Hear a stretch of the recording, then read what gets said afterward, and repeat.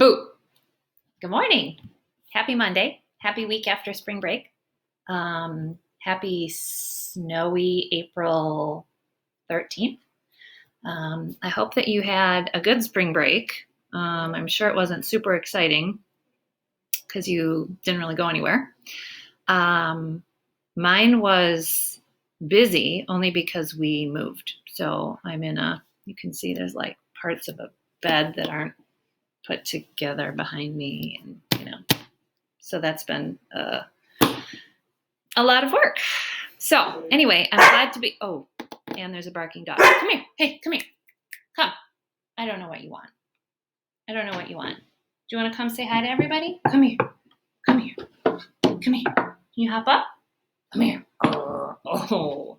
Here. This is my little buddy Miller. You want to say hi? No, she's going to just lay down by my feet. Okay. What do I have to tell you today? Not really anything exciting. Well, there's a lot going on, frankly.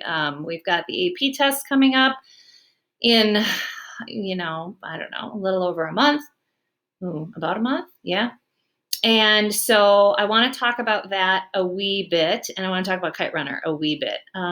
You should be through chapter 17 today. And if you are caught up, there was kind of a bombshell dropped at the end of chapter 17. And you were probably like, what? And I won't say it on here because maybe some of you aren't caught up, although some of you have read way ahead. So anyway, one of the things I like about Kite Runner is that there are a lot of moments, or at least enough moments in the story where you're like genuinely surprised. So I feel like from a plot standpoint, it's a really good read. Like it's exciting because it's kind of unexpected. And there's, we're coming up on actually probably the biggest like action sequence of the story over the next, 17, maybe half a dozen chapters, maybe less. So anyway, keep going. I love it, but I hope you're loving it. So anyway, Kite Runner, what else do I have to say about Kite Runner? You're supposed to be through chapter 22 for this coming Thursday. We will do another virtual discussion. I think we've been doing those at 11, Thursday at 11. I'll post the link for that again Thursday morning in Classroom. So if you want to get online and chat about what's going on up through chapter 22, we'll do that Thursday, I think at 11. Okay, switching gears from Kite Runner. Oh, don't forget about the response journal. Some of you tend to get far into your reading and all of a sudden go, oh, I forgot I was supposed to be journaling. So there is a doc in Classroom, and it has prompts for almost every chapter. And for each like chunk of chapters, you're just choosing a couple of those prompts to respond to. It doesn't have to be long, just kind of keeping you engaged with what you're reading. Okay, now switching gears away from the Kite Runner. We're going to talk a lot about this upcoming AP exam. I think almost all of you are taking at least one AP exam.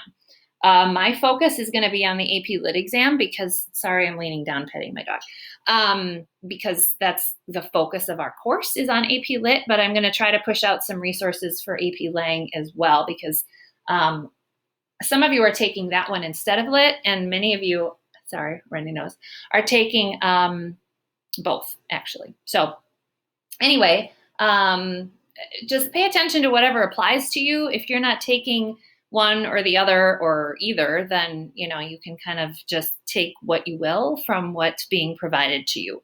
A lot of the resources I'm going to give you over the next month are tied really tightly to those AP review videos that the AP program is pushing out through YouTube. I started creating a document that's not finished yet, but I'm going to share it with you later today in its unfinished form. Basically, so I have made this list, which you can't read, which doesn't really matter, but the list kind of outlines the topics for all of the review videos by date, and I'm going to put links in there, and I'm going to put like the topic of the video so that you can go in and look for specific ones. I recommend, if you're taking the Lit exam, watching every single video that is tied to, well, I recommend watching all of them, but focus on the ones that are tied to prose, because that's the essay prompt that's going to be on the test. Remember, you're only writing one essay and it's the prose question. So focus on the prose ones. They're going to actually, after they review some of the things that deal specifically with the prose question, Mrs. Barber and Mr. Escobar, who are like, they're doing the teaching and all the APLit videos.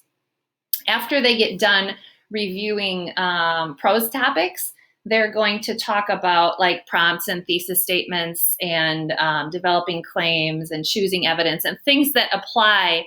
That's going to be more like review for you, because those are things we've been talking about all year.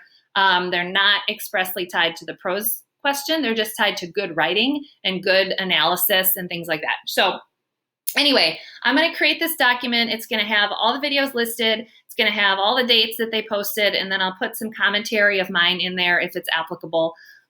So for instance, today is the 13th. I know that the topic for today, and it's going to go live in YouTube in, I don't know, an hour or two, is reviewing in the prose topic about exploring contrasts between characters. I also started creating a document for you that I'm going to share shortly, today or tomorrow, depending on when I finish it, about the prose question and what types of things the prompt is typically asking you to focus on, and what might be different about the prose question from the other types of questions that we've looked at. So we talked a lot this year about writing on poetry, doing the poetry prompt, and we talked a lot about doing the open-ended, which is where you write about a book. Now, you won't have to do either of those things, but through our discussions on analyzing poetry and analyzing full-length texts, we talked a lot about supporting your claims with evidence, writing a good thesis statement that addresses the whole prompt, making sure you know what the prompt is asking about. So there are lessons that we've learned and topics that we've covered that are going to help you through this prose question as well, even though it's not an essay that we've specifically practiced. So, all right, moving on.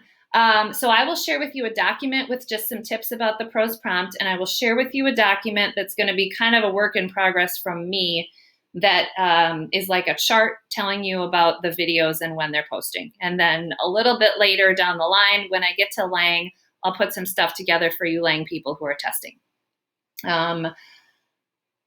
The one thing that I'll say right off the bat about prose, and it's the last thing that I'll touch on in this video, is that so in the prose prompt, you're going to get a prompt, and you know what those prompts look like, and then you're going to get an excerpt of text. And so what they typically do is they pull a few paragraphs or like a page out of a novel, and you're just getting that like one page worth or so.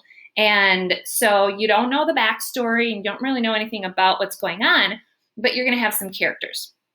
And so the prose prompt typically asks you to read this excerpt and then be thinking a little bit about the characters. So they might ask you some like characterization type questions. They might ask you about the character's attitude towards something. So the prose prompt is really asking you to focus on who's in this chunk of text and what we know about them and what's their situation. So you might be looking at setting. You might have to consider like point of view and narration. So who knows what and how do we know these things about the character? And then, you know, other things like the structure of it or the contrast or the figurative language, things that we've talked about with longer works and with poetry that still apply to prose because, again, it's literature. And we look at, when you're looking at it analytically, you are close reading in the same way. And you are going to have the ability to maybe annotate in the same way and focus on things. Okay, that's all I'm going to say about that. No homework for you specifically other than stay on top of your reading in Kite Runner, be through chapter 22 by this Thursday, that's April 16th, and be looking for these documents from me that are going to contain some more info about the prose essay question. Adios.